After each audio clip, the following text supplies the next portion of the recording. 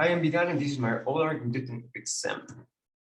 So, for the first scenario, we got the protection of low power devices. So we have a circuit with an LED and a resistance, as well as a voltage source. So in the first question, we are asked what's the value of the protection resistor.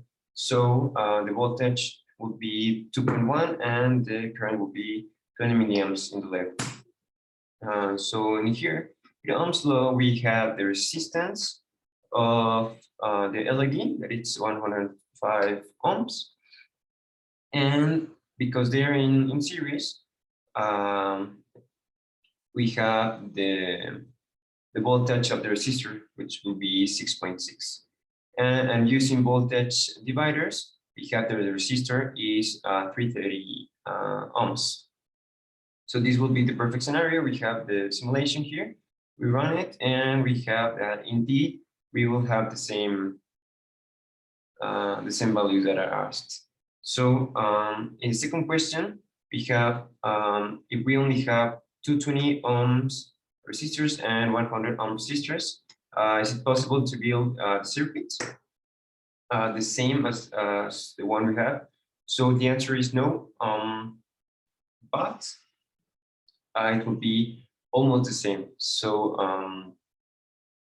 if we have 220 and 100 resistors, we could connect them in series, which will be equivalent resistor of 320 ohms. So if we have this 320 ohm resistor and a 105 resistor for the LED, we will have a voltage of 2.149, that is almost equal to 2.1 volts, and current of 20.47 milliamps, which would be almost the same as 20 milliamps as the ideal. So no, you can't have the same exact situation, but the values would be almost the same. So it's a good alternative. And the scenario 2 is analysis of the functioning of the defibrillator. So the first question is, how can we guarantee the maximum energy delivery?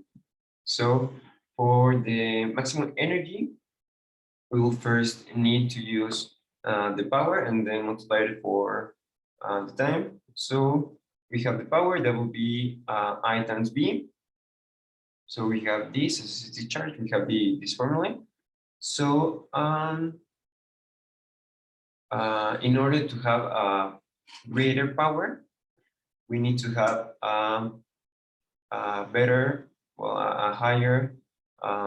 initial voltage. So this will mean to let it charge completely before using it, or having a higher voltage.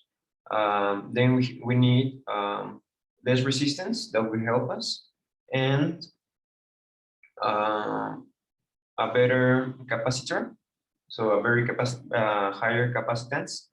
That will help us to flatten the curve and have better power overall.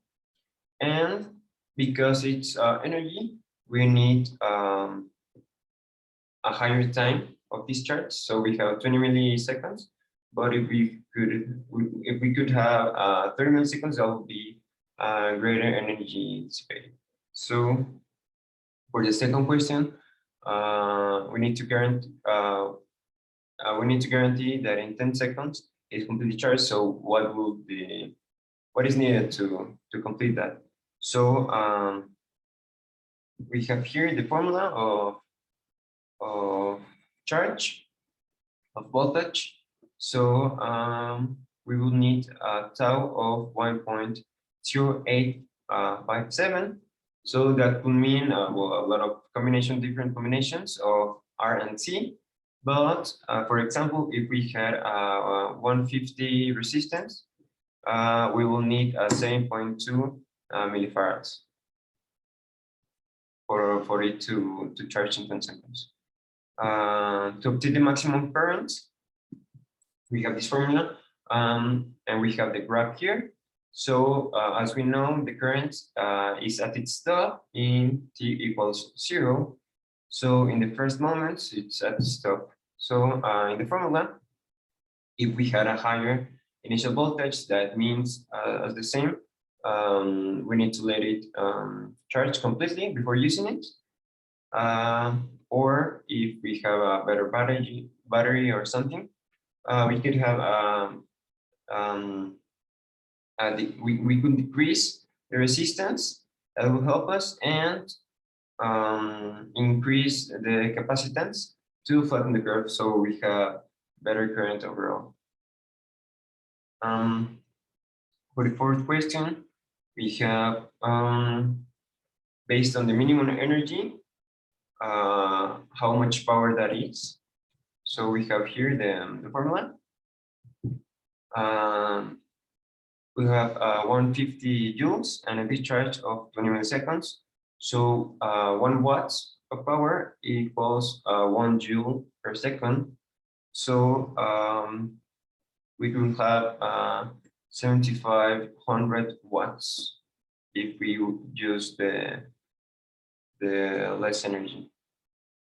And for the last question, what are the factors that could prevent the heart from receiving enough current? We will use the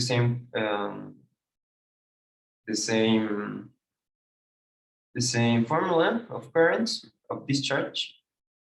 So as we said before, if the voltage, the initial voltage is not enough, so if we don't let it charge completely, that will avoid complete currents for the heart, as well as a high resistance that will also not help the current, and low capacitance that will also affect the current negatively. That's it. Thanks.